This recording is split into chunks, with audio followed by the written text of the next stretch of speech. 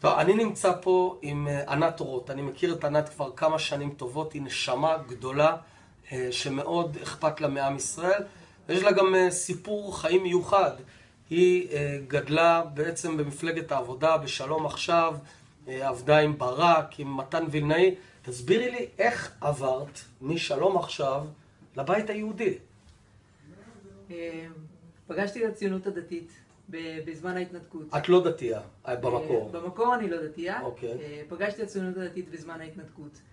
והתחברתי מאוד. כלומר, הציונות הדתית מייצגת בעיניי את הערכים שעליהם גדלתי, של אהבת הארץ, של תרומה למדינה. כאילו מפאי הקלאסית של התיישבות, אהבת הארץ. בדיוק. זה... אחר כך התחברתי עוד יותר, עוד רובד, גם לתפיסת העולם הציונית, דתית של הרב קוק. ואני פה... אני רוצה לשאול אותך, נפלת על השכל שאת רוצה ללכת לכנסת, למה את רוצה, מה את רוצה לעשות בכנסת?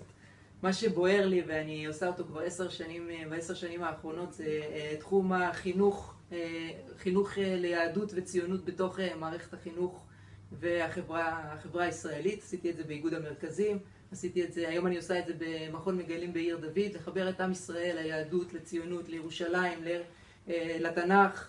אז דוקטור ענת אורות, דרך אגב, אנחנו חבורת פשוטים, את תעלי את הרמה שלנו לדוקטורים.